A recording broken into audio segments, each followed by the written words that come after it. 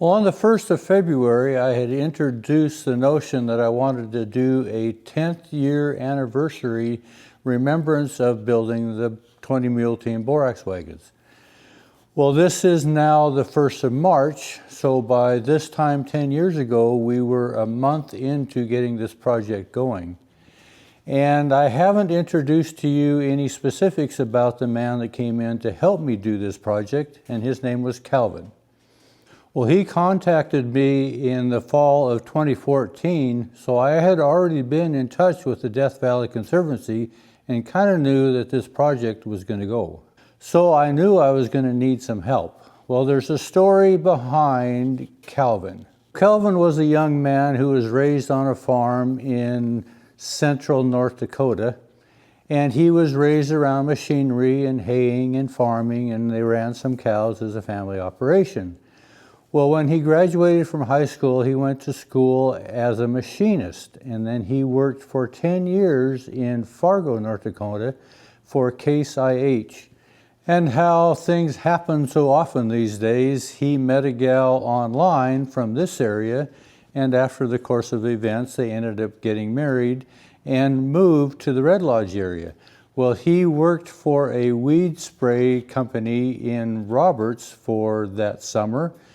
And come that fall, spraying weeds is a seasonal operation, so he was out of a job looking for work. And that's when he gave me a call. When I first talked to him, I asked him if he had any familiarity with horses and wagons and the driving industry, and there was nothing there that he was familiar with. But he gave me a brief account of his background, where he was raised and what all had happened in his life. At that time, I don't think I had actually met him. But there were some things that stood out that caught my interest. Back in those days, the oil field business in North Dakota was booming. And there were people flocking to that part of the country looking for work. You know, it's kind of like the gold rush days. Well, I listened to an interviewer that was hiring help in that Wagon area, and he made a comment that if he saw someone walk in and he recognized them from the way they were dressed or the way they carried themselves, that they were a farm-raised kid, he would hire them on the spot without even knowing what any qualifications they had, because he knew that any kid that was raised on the farm knew how to work. And I knew that the probability of me finding anybody that had had any experience at all in the horse-drawn business was going to be slim, next to non-existent. So the qualifications that I saw that caught my interest was farm-raised, was a machinist, he knew what perfection was like. I think maybe I could teach him. So when he came in to visit more about what was going to be required, I explained to him the project ahead, and that my intention for him, if he was going to come work for me, is that he would have to learn how to build wheels. Wheels is the subject that is the easiest for me to teach anybody. It is repetitive, whether it is a cart wheel or a buggy wheel or a wagon wheel or a cannon wheel. Once you understand the principle of wheels, you can build just about any wheel. And I explained this to him, that with these Borax wagons coming, these were going to be monstrous wheels. But I needed him to understand the concept of how wheels went together. So this was the fall of 2014. As you remember from the last video, we didn't actually start building these wagons until February of 2016. So for that year, I gave him all the wheels that came through the shop to be repaired, no matter what they were. Repairs, brand new, cannon wheels, whatever. He had to understand how wheels went, because I explained to him, I can handle the undercarriage and the boxes and all that type of stuff, but with the time constraints that I was anticipating having, I needed somebody that could come in and help, and the easiest way for that help would be building wheels. So as I mentioned, in December of 2014, I went back to Virginia and I got the rough blanks that were going to be the stock for building all these hubs. Well, they had to be turned from their octagon shapes down to round and have a center hole bored through the center. And the video from last month was showing that process. So at this time, Calvin is brand new into building wheels, and I'm throwing everything at him. So I was in the process of myself figuring out how the logistics and the mechanics of this was all going to work. So I'm starting to throw all my light buggy wheels and wagon wheels at Calvin and explaining how it works, the dynamics of how wheels go together. And simultaneously, I'm figuring out how we're going to deal with these hubs. I have this big South Bend lathe that is capable of doing it, but the tooling isn't there. So I'm building the boring bar and designing how this is all going to work. And I'm going through the whole process of the first one, and then I explain it to Calvin. I said, this is how it's going to work. This is what you need to do. And this is how you need to do it 17 more times. So it's a process of repetition to where he is beginning to gain the understanding of how these hubs are going to be turned and how wheels go together, how mortises are cut in, how spokes are fitted, all this stuff related to wheels. For this next year of 2015, Calvin focuses on wheels. Now we're coming in closer to the spring of 2015, and Garen Sussman, who donated the hubs, is coming out. I think he came out for Mule Days in Bishop, California. And he and Bobby stopped by, and we had reserved one hub for them to watch the process. So I have a short clip here that is showing Bobby and Garen here, and Calvin is explaining the process of what it takes to turn these octagon blanks down to hub blanks.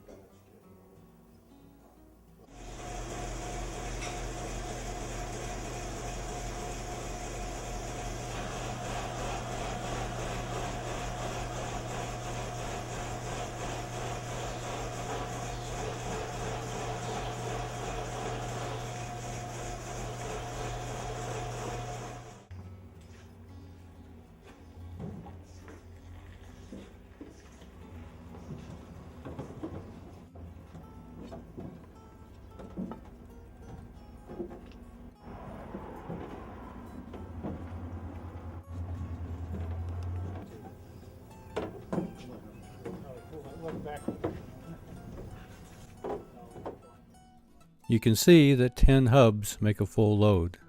The lumber in the foreground will be turned into the spokes. And at the end of this clip, you can see that we loaded up the extra ones that Bobby's going to take down to California and let them dry through that summer. And we kept the best ones here that we could continue to work on for the Borax Wagons. Well, in this time frame, we had an order for a pair of 1700s vintage cannon wheels. And they had a hub that was about the size of these Borax Wagons. See, now Calvin had already been working on turning these down, so he had the feel for how to deal with these large hubs on my big South Bend lathe. So this was probably the closest experience that he was going to get to deal with the wheel of this kind of magnitude, even though they didn't come close to the Borax Wagons. But this next clip is actually showing the building process of these 1700 cannon wheels as, again, the training process of how to deal with something that is out of the ordinary, but yet mechanically and in basic function is still just another wheel. But this is still learning curve for Calvin. These are the plans that we were sent so that we could build two 1790 era French cannon wheels. This cannon will be on display in a museum, so we did not want to use laminated hubs, but we wanted solid one-piece hubs as the originals would have been. So I brought in a 10-foot length of red oak tree, And this is where we started to build our hubs from.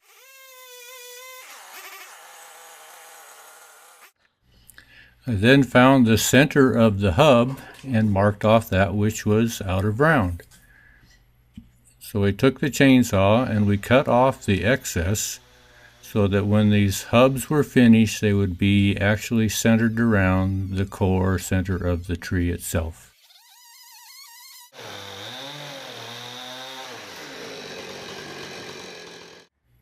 Once we had the excess trimmed off, the next step was to remove the bark, which we did here. And then I was curious how much these weighed, so I put them on the scale. One block weighed 390 pounds, and the second block weighed 365 pounds. So our next step was to put them on the lathe. This is the 390-pound block, and we use a 24-inch boring bar that we can reach halfway across these blocks. So I've speeded this up a bit, and this is the process of turning these rough oak blocks down to hubs for these cannon wheels.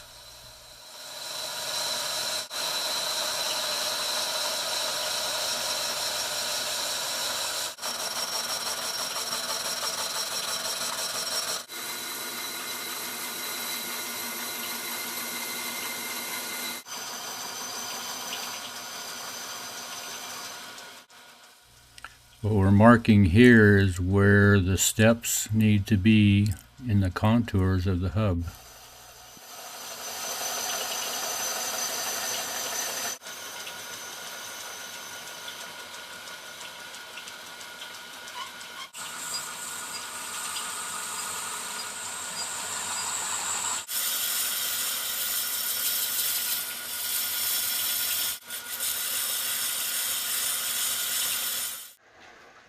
With the first half done, we then turn the block in the lathe and we can finish the second half. Much of this can be done with the carriage on the lathe itself, but much of it has to be done by hand also. We want to fit the steps where the hub bands are going to go. Then much of it is just paying attention to the plans that we have been sent and matching the contours and steps so that this looks like the original 1790 hub.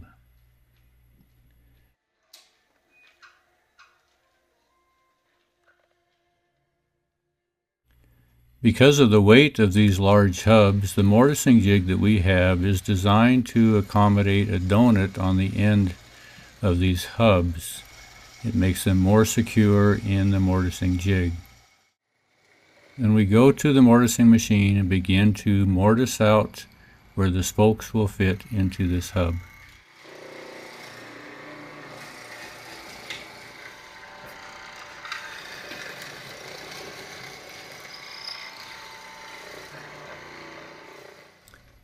This will show us the mortises that are cut. So now we can go back to the lathe and we'll actually remove the excess from the center of this hub.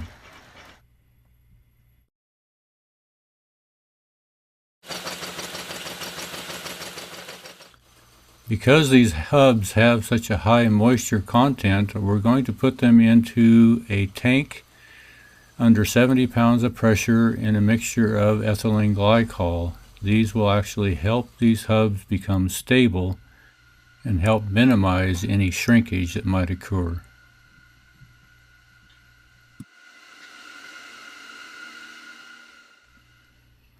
So while these are being cured, one of the steps we need to do is to make the bearing surfaces inside these hubs that will allow these hubs to run on that cannon axle itself.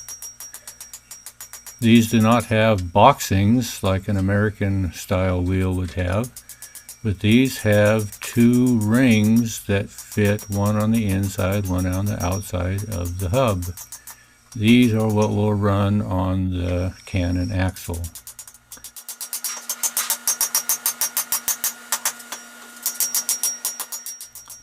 The ring for the smaller outer end is 5/8 by 2.5, while the larger inside ring will be 5/8 by 3.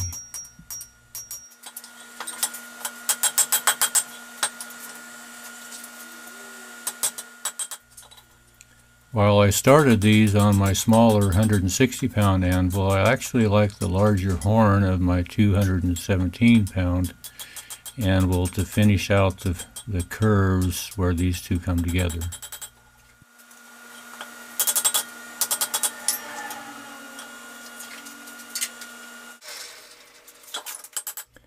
Having the small ring completed, this is now completing the large ring that will go into the larger end of the hub.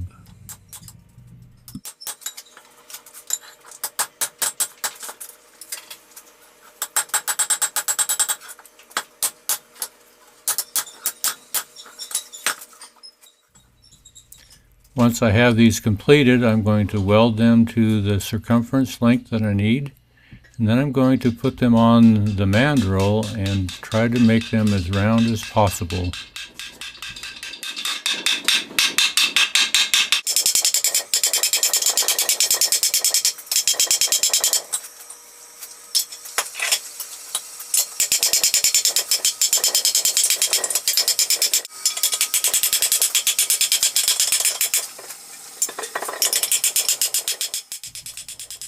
Then once these have cooled, I'm going to take them to the metal lathe and actually true up both the inside and outside diameters.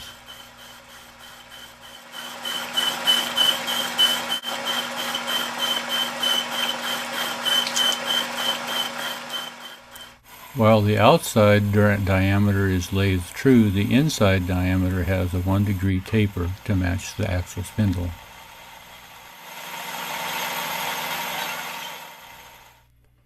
We also need to make the spokes, and you see them on the left side of the drawing here, that they have a curve and an hourglass shape to them. Once they are sawn out, we're going to cut the tenons in. These are 2-inch thick.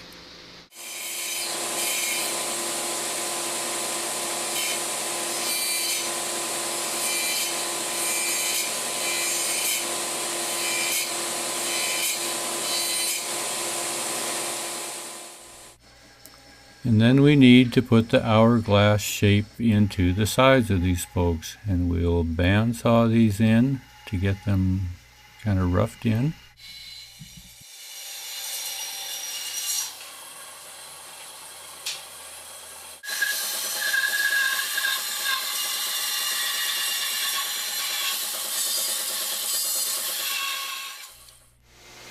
And then we've made a pattern underneath the belt of our belt sander to match the shape of these hourglass, and we'll sand them all to where they are uniform.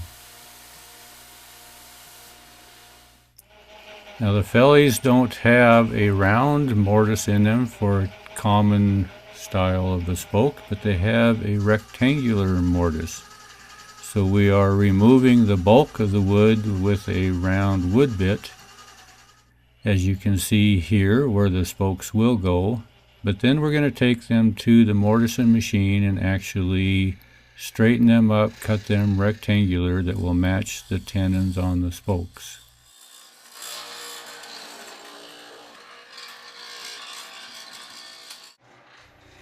So this is what they will look like, and we see Calvin in the process of cutting these out. Now that our hubs have been treated and we have our races inside and out made, we can actually go ahead and lathe these hubs to the correct diameter to receive the bearing races.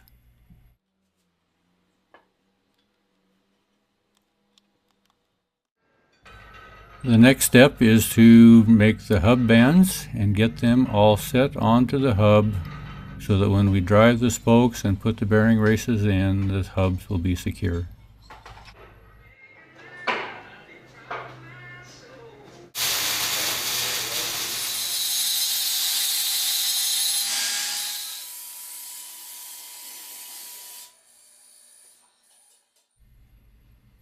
On these large hubs, we've actually kind of undersized these hub bands a little bit, so we've heated them up a little extra warm to get them to expand properly, and so there's a lot of heat on these bands, as you can tell with the smoke here, but there's also a high moisture content which helps.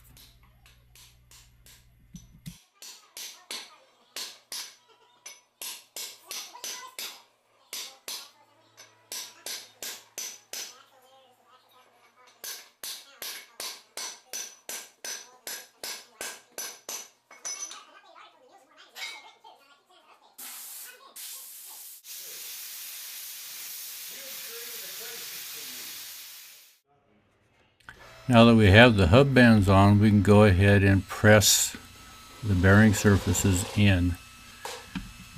The hub bands will keep any split fracturing of the hub to occur. This is the small outer end, and this is the larger inside bearing surface.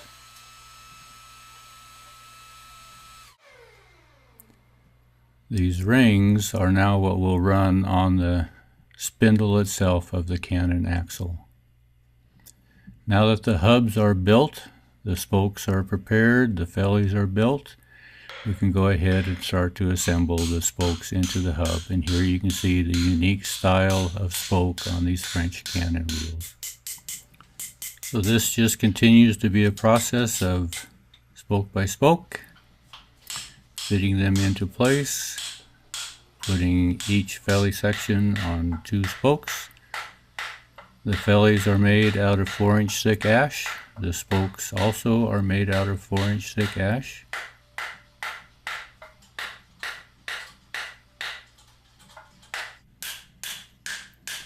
And eventually we get down to the last 2 spokes that will take the last felly section.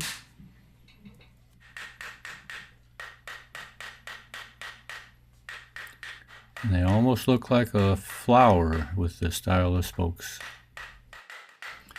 These wheels are headed to Florida, where they'll actually finish putting the tires or the strakes on when they get home. So these are what they look like when they're finished. They ended up weighing in at 360 pounds apiece. All these little joint works will be tightened up when they put the strakes on. So now we need to ship them to Florida, and so we recruited some help. We have 2 young boys in the community here that helped us pick these wheels up and put them on a pallet so they could head to their home.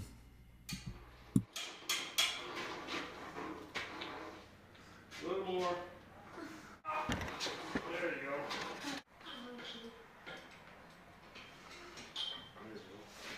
One lift up.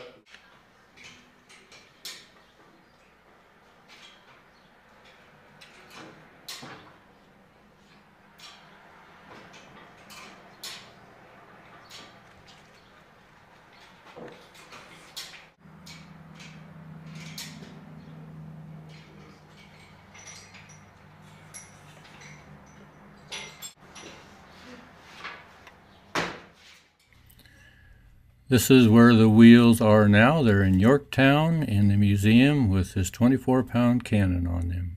So by the time we finish these wheels and ship them home, I can see Calvin's understanding and confidence growing to where now he is a little more capable of tackling big wheels that we have yet to get into. There comes a time where he becomes kind of intimidated by him, but I have to take him back and say, remember how the basic functions of wheels go. Don't forget that. Don't be intimidated just because they are now 1,000-pound wheels instead of a 100-pound wheel. The principles are the same. I have told many people in the years after I've built these wagons, and were you intimidated by the wagons? And I said, it was a daunting process. But basically, they're still a wagon. They just happen to be 10 times as big. So this is Calvin and kind of a little bit of his story behind him being able to come in and help. And his main function was focus on the wheels. Understand how wheels go together and we can get this done. I can deal with all the rest. So I really did appreciate his help. He was a great asset in keeping this whole project on target, to where they were able to go to the Rose Parade on schedule. So I appreciate you coming along. Thanks for watching.